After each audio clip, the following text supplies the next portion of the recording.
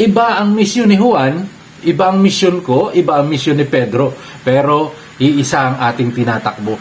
Ang ipalaganap ang misyon ni Kristo. Ang ipagpatuloy ang misyon ni Kristo.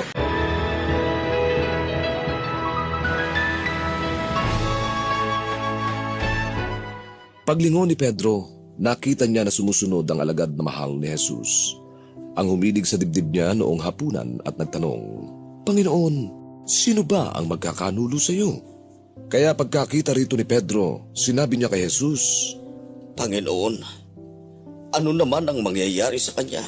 Sinabi ni Jesus, Kung loobin ko siyang manatili hanggang ako'y pumarito, anong pakialam mo? Sumunod ka sa akin.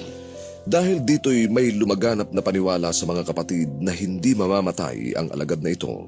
Pero hindi naman sinabi ni Jesus, hindi mamamatay, kundi kung loobin ko siyang manatili hanggang sa aking pagdating.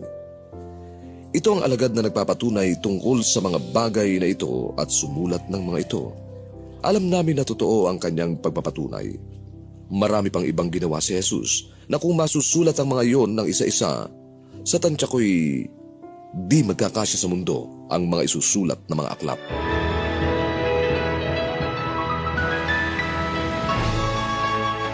Isang mapagpalang araw nawa po ang sumaating lahat.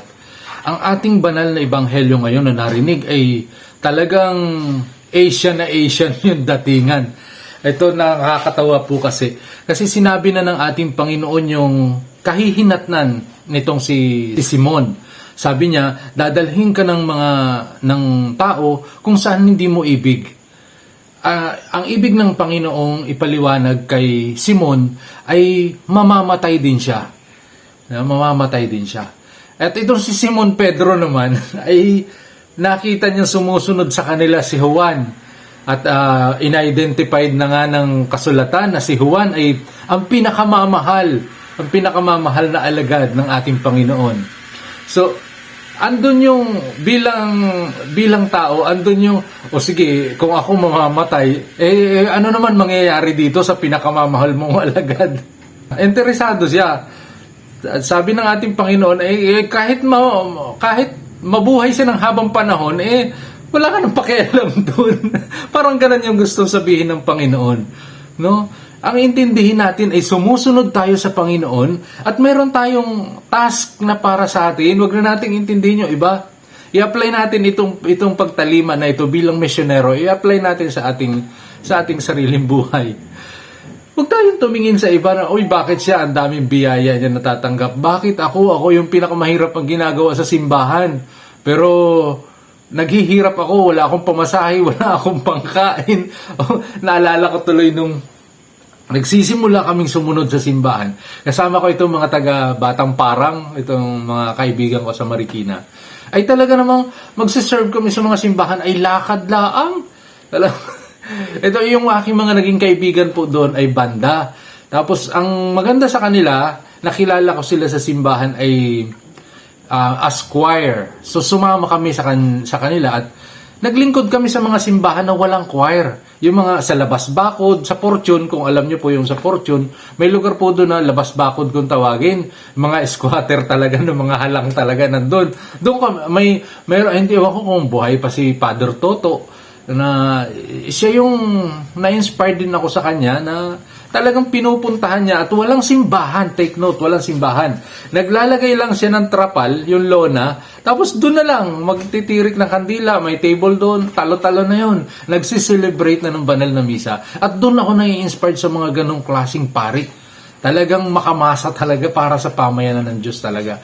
At yun nga, tapos kami nga, naglalakad lang, makarating doon, pero hindi naman laging lakad. Minsan ay nakaka-LL din tayo, nakakaluwag-luwag din. Sumasakay din kami. Siguro doon ako na tumibay, yun yung naging motivasyon ko kung bakit ako sumusunod sa Panginoon ng kahit walang-wala na.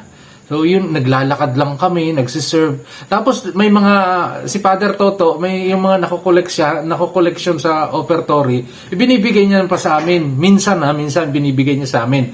Ang ginagawa namin, may best friend ako doon na lagi kong kasama din. Mga walang trabaho kami nun. Si Raymond, yung kaprasong halaga na yun, kung sino yung unang pulubi na makikita namin, bibigay namin sa kanya. So, lakad lang kami mula Fortune hanggang sa NGI. Siguro hindi naman lagi, pero madalas ganun. As merienda, gutom na gutom. Pero ang sarap.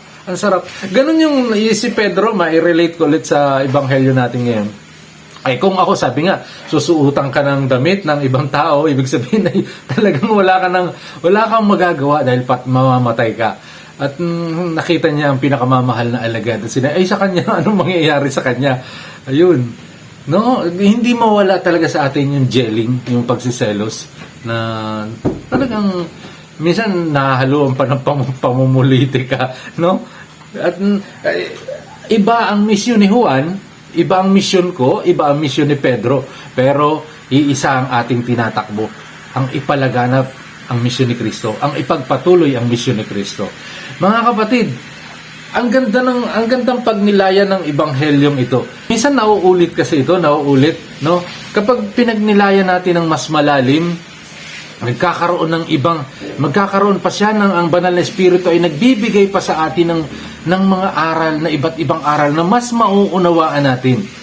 Kaya kung ano man yung ating kinalalagyan ngayon, kung hindi man sapat, kung kinakapos tayo, huwag na tayong tumingin sa iba, huwag na tayong lumingon sa iba. Ang importante, nakafocus tayo sa direksyon ng misyon ni Kristo. God bless us all.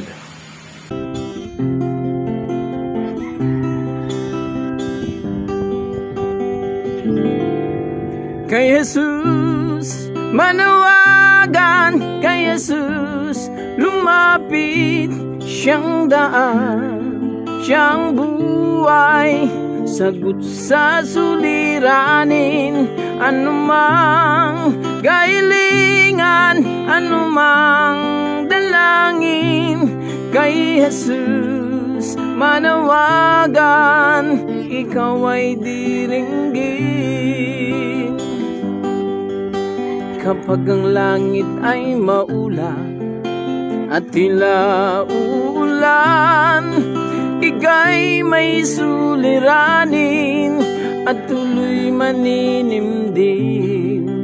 At ang iyong mga katanungan, ang sagot na'y di alam. Ang iyong pag-asa ay tuloy na mawawalan. Kay Jesus manawagan, kay Jesus lumapit, siyang daan, siyang buhay, sagot sa suliranin, anumang kahilingan, anumang dalangin. Kay Jesus manawagan, ikaw ay diringgin.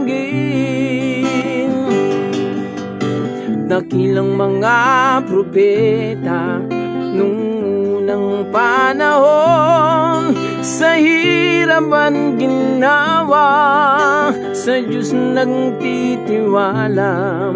Kaya ang dapat sa atin, tayo ay magtiwala, upang ang buhay natin ay lubos na guminawa. Kay Jesus manawagan, kay Jesus lumapit, siyang daan, siyang buhay, sagot sa suliranin, anumang kahilingan, anumang dalangin.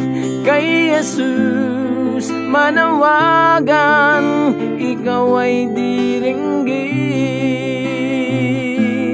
Kay Jesus manawagan, ikaw ay diringgin.